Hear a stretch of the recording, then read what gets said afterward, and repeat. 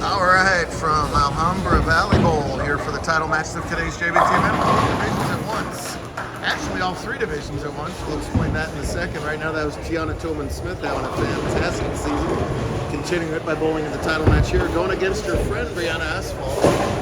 The handicap difference is 23 pins. Tiana has to beat Brianna by 23 to tie and 24 to win.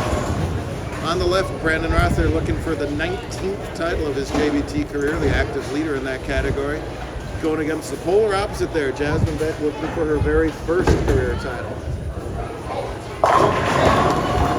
Why do we have 4 bowlers left in 3 divisions? Because we still have girls scratch to do. And she's obviously in the girls scratch final.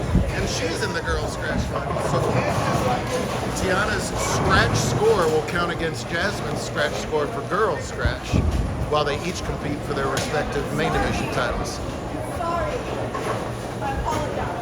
Brandon had an off day yesterday, missed the cut, and Gage Baker, who he's in a fight with for the all-conference points lead, took advantage for that win.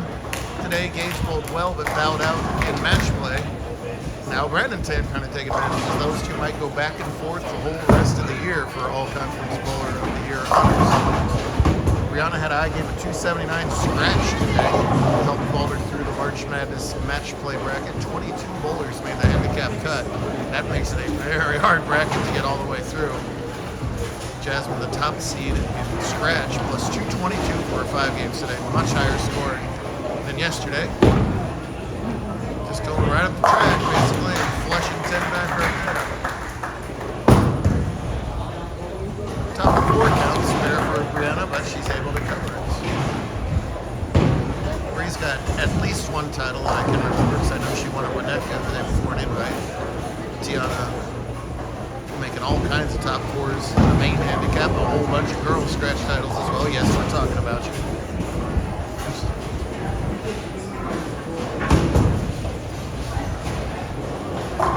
The handicap scoreboard is easy to read. The scratch scoreboard is impossible to read, so I'll try and keep up with what the heck is going on there. As Bree breaks out a big split there.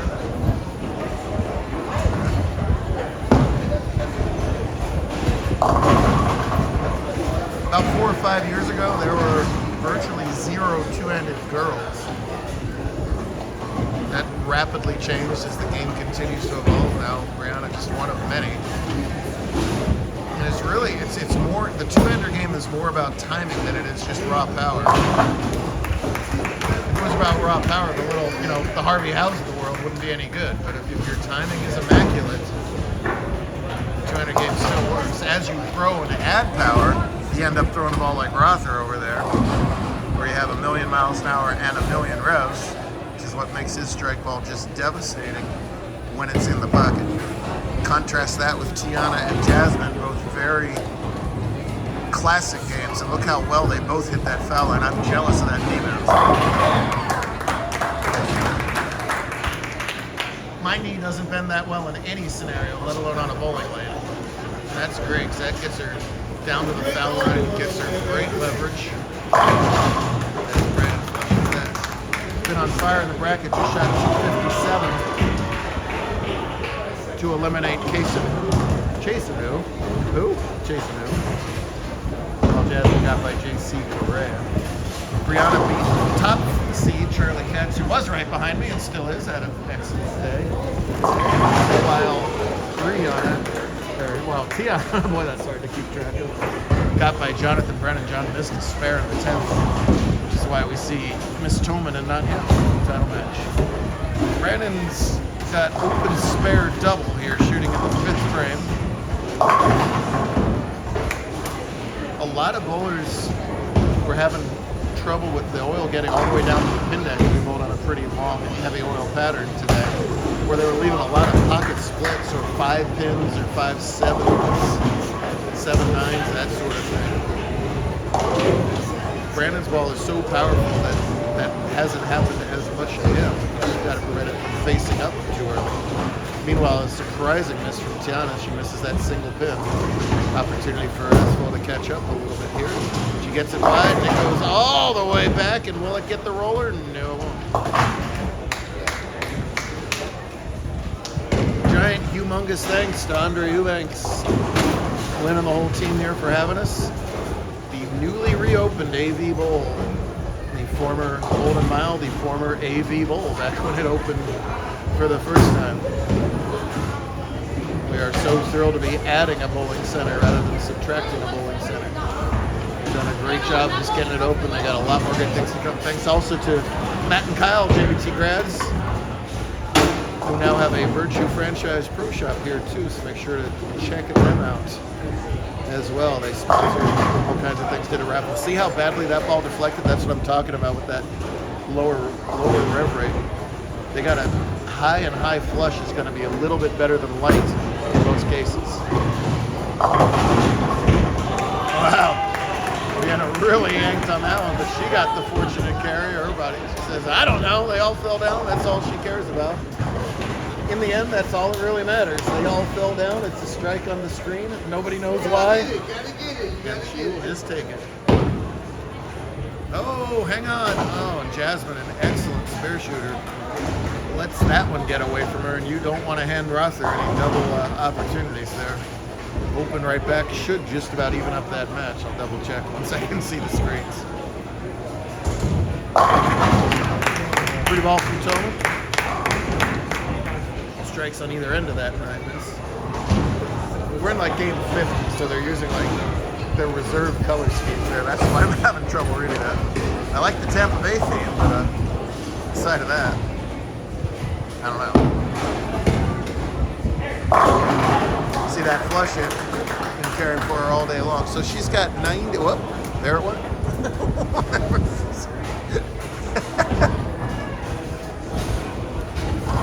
She's got 88 in the fifth. Staying on his wide right. So Brandon has himself a 10-pin lead, spare working, shooting in the fifth. You heard that little whirring noise? That was my eyes like trying to focus in on it.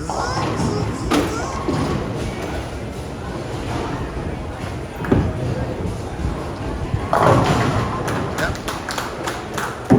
Shred City for Rother maintains that lead. 4 frames to go. Let's see how Miss Tiana goes at the cluster. Yeah, got it, no problem. So she leads by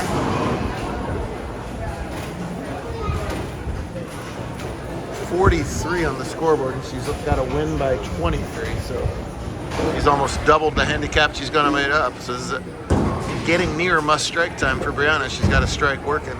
Love to carve into that deficit with a double. Pretty good. Nope.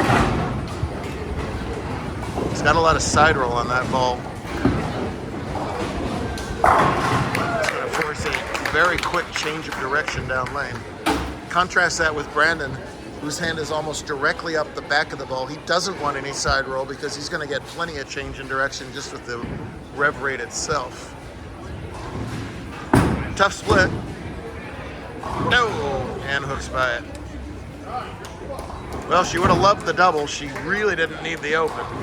She'll need a big comeback in the last 3 frames, but we see those kind of comebacks every single week.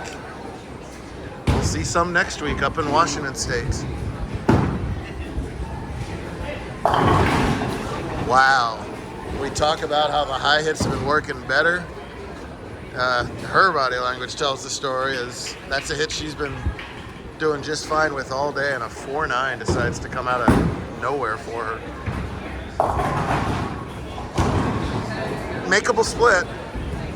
She'll fall behind by 20 some odd if she does not convert. No.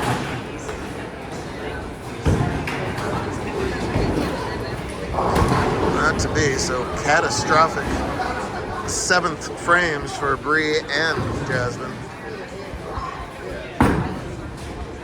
That one's got to stay there, and it does. Girls scratch sidewise. 116 in the 7th for Jasmine. Tiana ahead of that pace. So poor Ms. Beck is behind twice right here.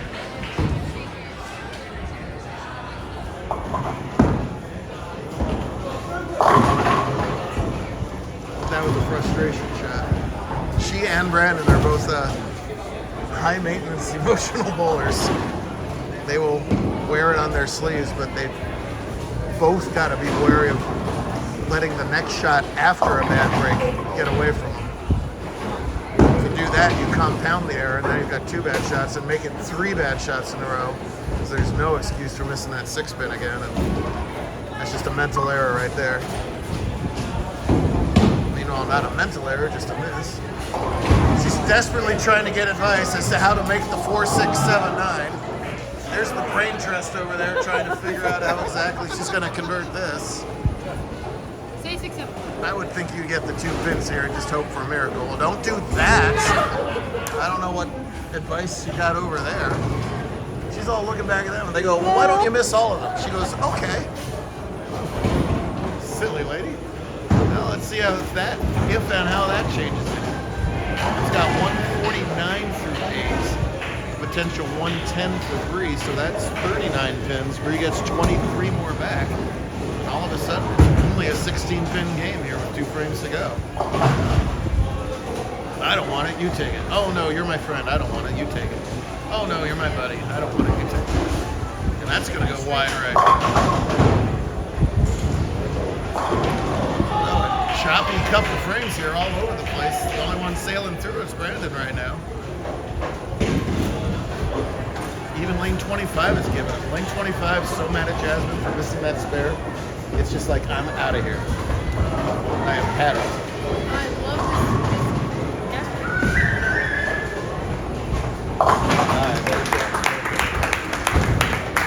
this. Next door is still waiting for his tournament to begin.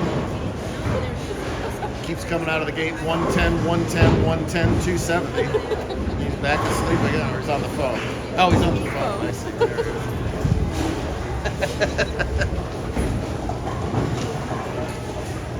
The excitement of JBT on a Sunday night in Los Angeles. Any hope we gotta probably catch a double, but certainly marks. That ball just putting on a left turn signal right now. More makeable spare though. That's the next step. Nope. Ever so close to the foul line, first of all. There's a little hop step to stay behind it, but kind of piped that one. That's the classic result. Difficult bucket. Brianna must have, does have. She can strike out here for 159. And she gets 23 more, so that's 182 with the pins factored in. That would force a mark out of Tiana, and just everything can happen. Nice cover of the bucket from Rother. He's pretty much in cruise control over there. So, career active leader in titles, asterisk Elias O'Halloran, who's still eligible and makes guest appearances. A lot of drift in that approach. Yeah. Little stomp there is acceptable right there. She just wants those strikes so bad, and they're just not finding a way to go. Brandon off to St. Ambrose in the fall.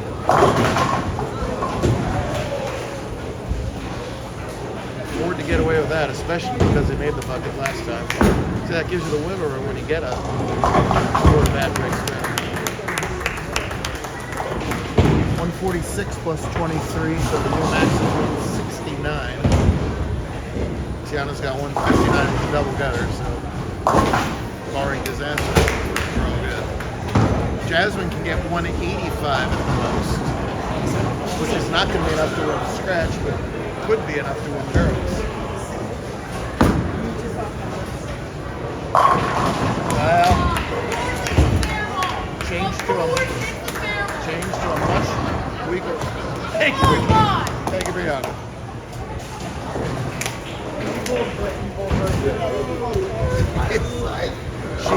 She is a character, kids. Must strike out to have any chance. She's fun to have around. Yeah. Jasmine's got a big entourage cheering her on, but they are going to reflect back on a woulda-coulda match. Stay behind the foul line and rack up a title. Let a girl. That'll do it.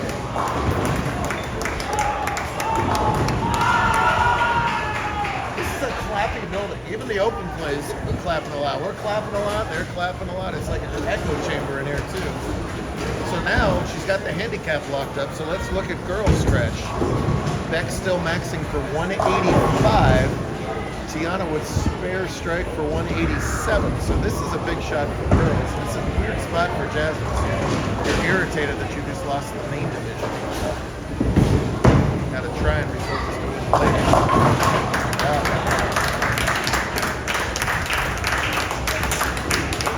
It's going to be an unfortunate double whammy for Beck, who was so spectacular all day long. Trying to join the ranks of female JBT scratch winners, let alone scratch winners. It's going to have to come at another time for her, but almost ended with a flourish. Disappointed now, but goes all like that. We will see her again for her time to step. We're seeing a lot of this young lady already, and we'll continue to as that 186 stretch is good for both handicap and girl scratch. Those good friends will stay that way after that. Good stuff out of the girls, and great stuff off of Speedy B, who's going to become a 19-time champ as he works his way towards 20 wins. 20 wins is just ridiculously good, and it puts him 79 wins behind Cortez. People start to creep up in the numbers. I like to throw that out there. The ridiculous numbers he put up. T, second win? Second. There's that light hit that we were talking about earlier. The Rother power is enough to overcome the 5-7.